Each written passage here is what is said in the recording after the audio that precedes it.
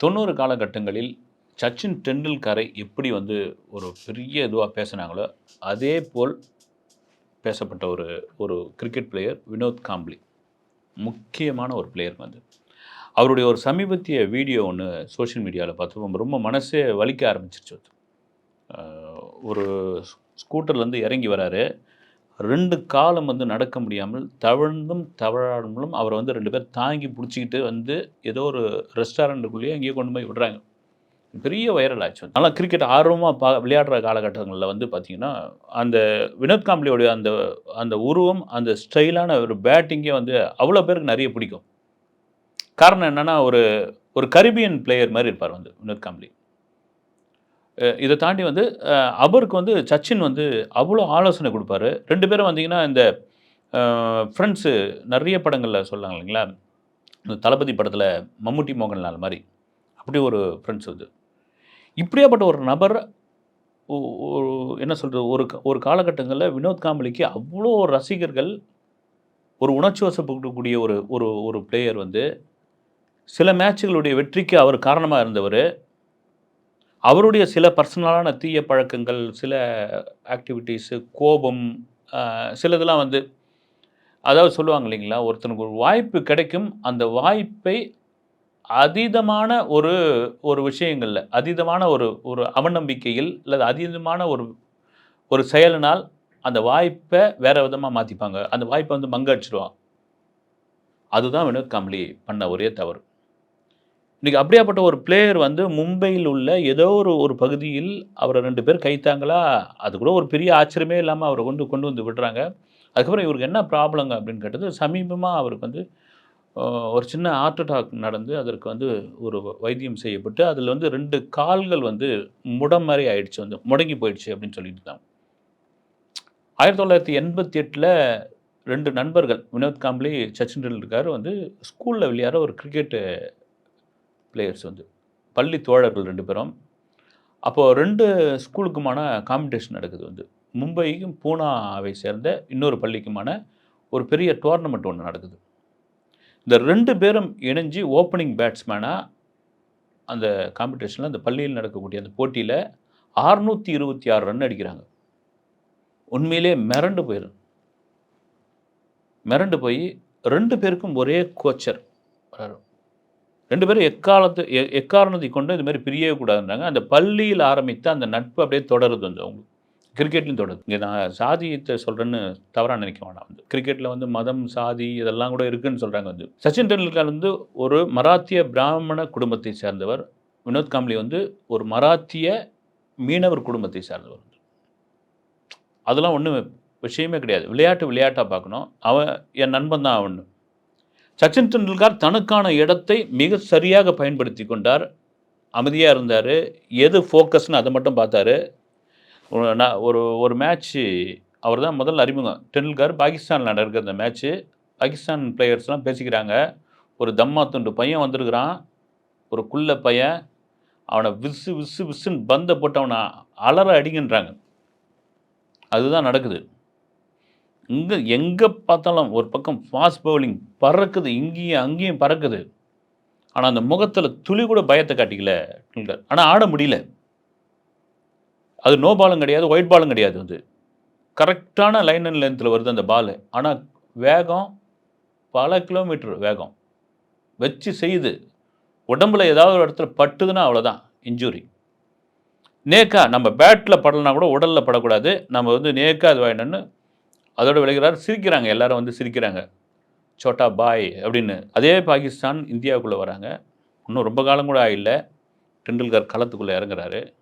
இறங்கி "இப்ப பாருய்யா" அப்படின்னு சொல்லி போடுற அத்தனை ஃபாஸ்ட் பாலையும் பவுண்டரிக்கு. எத தொட்டாலும் பறக்குது. அதுவும் கண்ணாபின்னான்னு ஆட்டம் கிடையாது வந்து.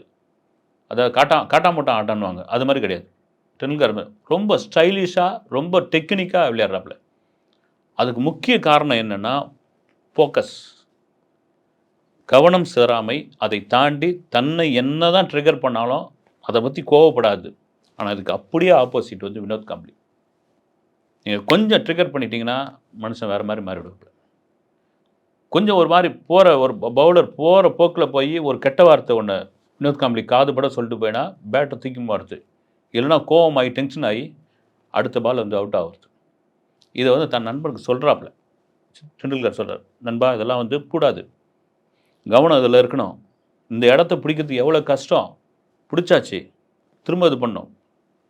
ஆனால் கிடைக்கிற வாய்ப்பெல்லாம் வினோத் காம்ப்ளி தவற விடுறார். இதில் ரொம்ப முக்கியமான ஒரு விஷயம், அவருடைய கிரிக்கெட் அந்த கேரியர் எங்கே முடியுது அப்படின்னா 96வது வருஷம் உலகக்கோப்பையில் இலங்கைக்கு எதிரான செமிஃபைனல் மேட்ச் ஈடன் கார்டன் மைதானத்தில் தோக்க போகிறோன்னு தெரிஞ்ச பிறகு அந்த பேட்டை வச்சுன்னு தாரையாக கண்ணீர் வடிப்பார், உணர்ச்சி வசப்பட்டு. அது கூடாது, ஒரு பிளேயருக்கு அது இருக்கக்கூடாது. நீ அழறியா போய் ட்ரெஸ்ஸிங் ரூமில் அழு, கேலரி தாண்டி போய் அழு, இல்லை ஹோட்டல் ரூமில் அழு, இல்லை ஹோட்டல் ரூம் போட்டு அழு, மைதானத்தில் அழக்கூடாது. இது எவ்வளோ இன்டர்நேஷ்னல் லெவலில் எவ்வளோ பேர் இதை எவ்வளோ மீடியாக்கள் பார்க்குறாங்க. என்னையா ஒரு ஆட்டம் தானே, அதை தாண்டி எவ்வளோ ஒரு இதுவான விஷயம், இப்படி பண்ணலாமா நீங்கள் அப்படின்னு. இதை போல் தொடர்ச்சியாக கவனம், கிரிக்கெட்டில் கவனம் கிடையாது. கிரிக்கெட் முடிஞ்ச உடனே பார்ட்டியில் போய் கலந்துக்கிறது, சரக்கை போடுறது, சரக்கை போடுறது மட்டும் இல்லாமல் அவங்கவுங்க பிளேயர்ஸ் தங்கியிருக்கிற ரூமுக்கு போய் கலாட்டா பண்ணுறது, அணியிலிருந்து நீக்கப்படுறது, ஒழுங்கு நடவடிக்கை எடுக்கப்படுறது.